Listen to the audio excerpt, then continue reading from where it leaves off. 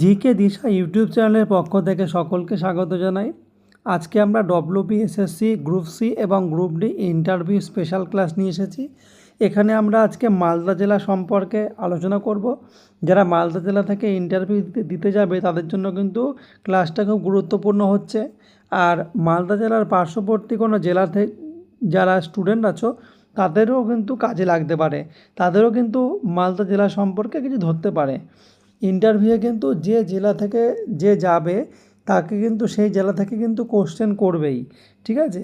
অতএব নিজের জেলা সম্পর্কে জেনে যাওয়া ভালো। ওই জন্যে আমি কিন্তু জেলা ধরে ধরে প্রতিটা ভিডিও করে যাচ্ছি। নদিয়া জেলা, মুর্শিদাবাদ জেলা অলরেডি করে দিয়েছি। যারা দেখোনি তারা কিন্তু অবশ্যই গিয়ে জিকে দিশা ইউটিউব চ্যানেলে গিয়ে দেখে নিতে পারো। আর অবশ্যই জিকে দিশা ইউটিউব চ্যানেলটি সাবস্ক্রাইব করে দেবে। আর আজকে আমরা শুরু করছি মালদা জেলা সম্পর্কিত প্রশ্ন। যত রকম কোশ্চেন হতে পারে মালদা জেলা থেকে সমস্ত কোশ্চেন আলোচনা করে দিচ্ছি, ঠিক আছে? দেখে নিই, প্রথম কোশ্চেন ছিল মালদা জেলার নামকরণ কিভাবে হয়েছে। মালদা জেলার নামকরণ কিভাবে হয়েছে দেখে নিই। মালদা জেলার নামকরণ কিভাবে হয়েছে বলছে, মালদা নামের উৎপত্তি নিয়ে নানা মতভেদ আছে। মালদা নামের মতভেদ নিয়ে মালদা নামের উৎপত্তি নিয়ে নানা মতামত আছে। অনেকের মতে এই অঞ্চলে প্রচুর পরিমাণে মালের আমদানি রপ্তানি হতো বলে এর নাম মালদা।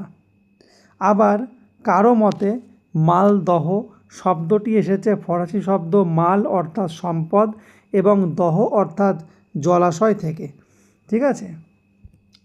পরের কোশ্চেন দেখে কী ছিল বলছে, মালদা জেলার সীমানা উল্লেখ করুন। মালদা জেলার সীমানা, মালদা জেলার উত্তর দিকে কী আছে, দক্ষিণ দিকে কী আছে, এটাই তার সীমানা বোঝায়, ঠিক আছে? দেখে নিই মালদা জেলার সীমানা বলতে কী বোঝাচ্ছে। বলছে উত্তরে রয়েছে উত্তর দিনাজপুর জেলা, মালদা জেলার উত্তরে রয়েছে উত্তর দিনাজপুর জেলা এবং দক্ষিণে রয়েছে মুর্শিদাবাদ জেলা, আর পূর্ব দিকে রয়েছে বাংলাদেশ সীমান্ত, আর পশ্চিম দিকে রয়েছে বিহার ও ঝাড়খণ্ড রাজ্য মালদার, ঠিক আছে? তাহলে কিন্তু এগুলো তোমাদের ধরতে পারে, তোমরা কিন্তু এগুলো একবার দেখে যাবে। পরেরটা দেখে নিই, মালদা জেলার প্রধান নদীগুলোর নাম কি। অবশ্যই তুমি যে জেলা থেকে যাচ্ছ অবশ্যই তোমাকে ধরতে পারে যে বলো তো তোমাদের জেলার কয়েকটি গুরুত্বপূর্ণ নদীর নাম বলো যেগুলো তোমাদের জেলার উপর দিয়ে গিয়েছে, ঠিক আছে? সেটা কি কি? গঙ্গা, গঙ্গা, মহানন্দা, কালিন্দী, টাঙ্গন, পুনর্ভাবা, পাগলা সবই হচ্ছে মালদা জেলার উপর দিয়ে গেছে, ঠিক আছে? পরের কোশ্চেন, এই জেলার ভূপ্রকৃতিকে কয়টি ভাগে ভাগ করা যায়। এই জেলার ভূপ্রকৃতিকে কয়টি ভাগে ভাগ করা যায় দেখি। মূলত তিনটি ভাগে ভাগ করা যায়, ঠিক আছে? মূলত তিনটি ভাগে ভাগ করা যায়। তার মধ্যে প্রথম হচ্ছে তাল, সেটা হচ্ছে বন্যা কবলিত নিচু এলাকা, তাল বলা হয় যেগুলো বন্যা কবলিত নিচু এলাকা সেটাকে তাল বলা হয়।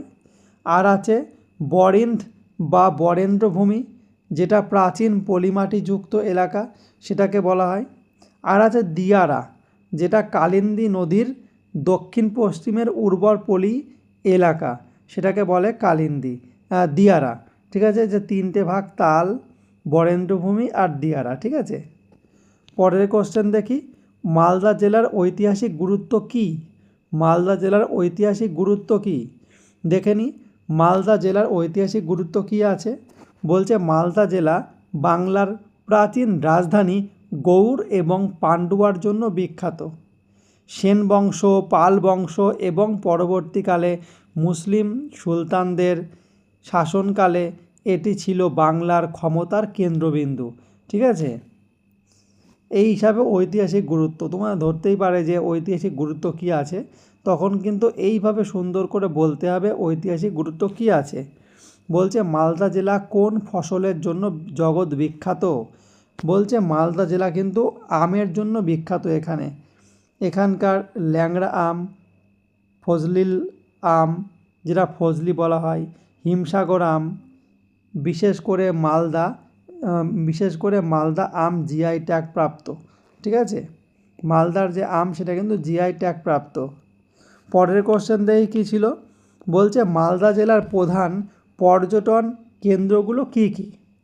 আমরা জানি মালদা কিন্তু একটা পর্যটন কেন্দ্র, মালদায় প্রচুর মানুষ ঘোরার জন্য আসে, ঠিক আছে। এবার সেই পর্যটন কেন্দ্রগুলো কি কি মালদা জেলার, এটা ধরতেই পারে। তাহলে মালদা জেলার পর্যটন কেন্দ্রগুলি হচ্ছে, দেখে নিই। এক হচ্ছে বড়সোনা মসজিদ, যেটা আলাউদ্দিন হোসেন শাহের আমলে নির্মাণ করা হয়েছে, বড়সোনা মসজিদ। বলছে দাখিল দরওয়াজা, যেটা গৌড়ের প্রবেশদ্বার বলা হয়। ফিরোজ মিনার, যেটা 5 তলা বিশিষ্ট একটি ঐতিহাসিক বিজয় স্তম্ভ। আদিনা মসজিদ, যেটা পান্ডুয়াতে অবস্থিত। সিকান্দার শাহের আমলে এই সুবিশাল মসজিদটি তৈরি করা হয়। 1 লাখি সমাধি, সুলতান জালালউদ্দিন মোহাম্মদ শাহের সমাধি রয়েছে এখানে, ঠিক আছে। এই জায়গাগুলো খুব গুরুত্বপূর্ণ, এইগুলোই হচ্ছে পর্যটন কেন্দ্র, এখানে মানুষ ঘুরতে যায়, ঠিক আছে। পরের কোশ্চেন দেখি। বলছে জেলার প্রধান একটি কুটির শিল্পের নাম কি? এই জেলার প্রধান কুটির শিল্প কোনটি, যেটা ঘরে বসে করা হয়? সেটা হচ্ছে রেশম চাষ, ঠিক আছে। রেশম চাষ, আর রেশম চাষকে কিন্তু বলা হয় সেরিকালচার। এটাও কিন্তু পরীক্ষায় আসে যে রেশম চাষকে কি বলা হয়, সেটা হচ্ছে সেরিকালচার। বলছে কালিয়াচক অঞ্চলে প্রচুর পরিমাণে রেশমের গুটি তৈরি করা হয়। মালদার কালিয়াচক অঞ্চলে প্রচুর পরিমাণে রেশমের গুটি তৈরি করে রেশম চাষ করা হয়, ঠিক আছে। পরের কোশ্চেন, মালদার বিখ্যাত লোকসঙ্গীত বা লোকসংস্কৃতি কোনটি? মালদার বিখ্যাত লোকসঙ্গীত বা লোকসংস্কৃতি কোনটি? সেটা হচ্ছে গম্ভীরা। গম্ভীরা হচ্ছে মালদার বিখ্যাত লোকসংস্কৃতি। বলছে এই মালদা জেলার অত্যন্ত জনপ্রিয় একটি লোকসংস্কৃতি, যেখানে সামাজিক সমস্যা এবং দৈনন্দিন ঘটনা ব্যঙ্গাত্মকভাবে তুলে ধরা হয়, ঠিক আছে। এগুলো কিন্তু খুব গুরুত্বপূর্ণ, তোমরা দেখে যাবে, এটা ইন্টারভিউয়ের জন্য খুব গুরুত্বপূর্ণ। এইভাবে কিন্তু জেলা ওয়াইজ আমরা কিন্তু পরপর দিতে থাকবো তোমাদের কাছে ভিডিও আকারে। তা তোমরা যে জেলা থেকে যে থাকবে সে কিন্তু সেই ভিডিওগুলো দেখে নেবে, অন্য ভিডিও দেখলেও অসুবিধা নেই, অন্য জেলা সম্পর্কেও জেনে যাওয়া ভালো, ঠিক আছে। আর যারা এখনও পর্যন্ত আমাদের জিকে দিশা ইউটিউব চ্যানেলটি সাবস্ক্রাইব করেনি, অবশ্যই সাবস্ক্রাইব করে দেবে, ঠিক আছে। পরের কোশ্চেন দিয়ে কী ছিল, এই জেলায় কয়টি মহকুমা আছে?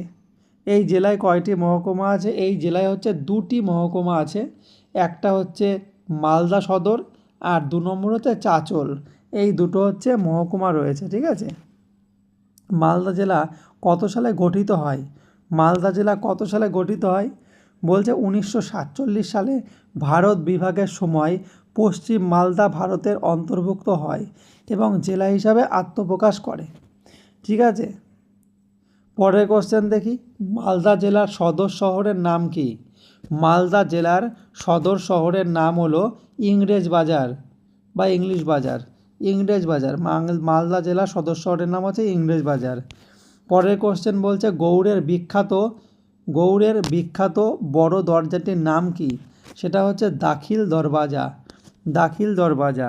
গৌড়ের বিখ্যাত বড় দরজাটির নাম হচ্ছে দাখিল দরওয়াজা।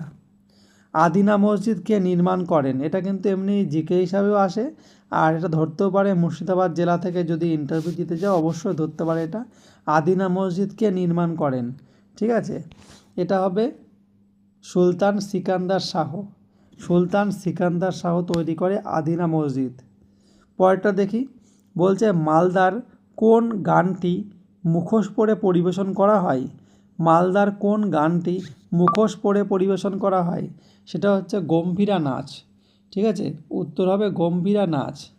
মালদার কোন গানটি মুখোশ পরে করা হয়? গম্ভীরা নাচ। মালদার বিখ্যাত মিষ্টির নাম কি?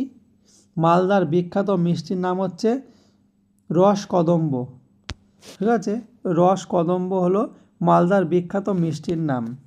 মালদার কোন আম জিআই ট্যাগ পেয়েছে? মালদা তো আমের জন্য বিখ্যাত, কিন্তু মালদার কোন আম জিআই ট্যাগ পেয়েছে? সেটা হচ্ছে ফজল বা ফজলি আম এবং লক্ষণভোগ। এই দুটো আম হলো জিআই ট্যাগ পেয়েছে, ঠিক আছে। ফজল বা ফজলি আম আর লক্ষণভোগ, ঠিক আছে। তাহলে আমরা কিন্তু মালদা জেলা থেকে একদম বিস্তারিত যত রকমের কোশ্চেন হতে পারে আমরা কিন্তু আলোচনা করে দিলাম। এইভাবেই কিন্তু কন্টিনিউ আমরা ডব্লিউবিএসএসসি গ্রুপ সি এবং গ্রুপ ডির ইন্টারভিউ স্পেশাল ভিডিও আকার দিতে থাকবো। আমাদের জেলা সম্পর্কিত যে কোশ্চেনগুলো সেগুলোর সঙ্গে সঙ্গেও ইন্টারভিউ রিলেটেড যে কোশ্চেনগুলো আসতে পারে সেই কোশ্চেনগুলোও কিন্তু আমরা আলোচনা করে দেব, ঠিক আছে? আর যারা এখনও পর্যন্ত আমাদের চ্যানেলটি সাবস্ক্রাইব করোনি তারা অবশ্যই চ্যানেলটি সাবস্ক্রাইব করে দিও। আর ভিডিওটি শেষ পর্যন্ত দেখার জন্য সকলকে অনেক অনেক ধন্যবাদ।